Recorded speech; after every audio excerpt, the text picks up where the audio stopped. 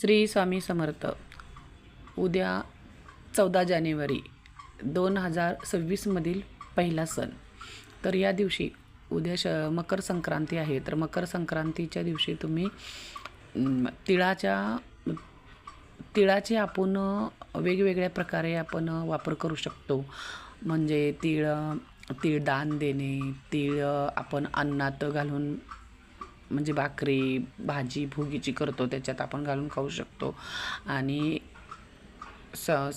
संक्रांती दिवशी उद्या आपण तिळगुळाचे लाडू करतो, तिळाच्या वड्या करतो.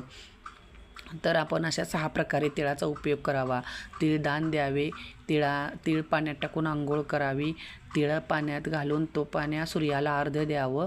सूर्याय नमः सूर्याय नमः. आणि आपण असे 6 प्रकारे तर तिळाचे आपण उपयोग करू शकतो. तर हा तिळाचा उपयोग केल्यानंतर उद्या मकर राशीत प्रवेश करतो सूर्य. तर हे मकर राशीत प्रवेश करताना हे संक्रमण असतं, म्हणून आपण संक्रांतीचा काल पुण्यवान असतो. आणि त्या वेळेत आपण जे काही पुण्य करल, जी पूजा करल, देव अन्नदान किंवा कुठलं पण दान करल किंवा आपण पूजा करत, तर त्याचं आपल्याला फळ दुपटीनं तिपटीनं मिळतं. म्हणून संक्रांतीच्या दिवशी तिळगुळ घ्या आणि गोड बोला असं आपण म्हणतो. तर हे तीळ वाटण्याचं हे कारण आहे. तीळ आणि गूळ हे एकमेकाला द्यायचं म्हणजे दान करतो आपण.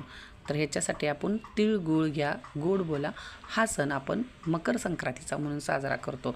वेगवेगळ्या भागात वेगवेगळ्या पद्धतीनं पण त्याच्यात साजरा हा सण सूर्याचा संक्रमणाचा साजरा करतात. फक्त पद्धत वेगवेगळी असते आणि साजरा करण्याची त्यांची म्हणजे पदार्थ करण्याची ही. आपल्याकडं पदार्थ काय करतो, तिळाचे लाडू करतो, पुरणपोळ्या करतो, तिळाच्या पोळ्या करतो, भोगीची भाजी करतो. म्हणजे असे प्रकारे वेगवेगळ्या दुसऱ्या पण प्रांतातनी वेगवेगळ्या प्रकारची भाज्या वेगवेगळ्या प्रकारचे पदार्थ करतात, वेगवेगळ्या प्रकारे सण साजरा करतात.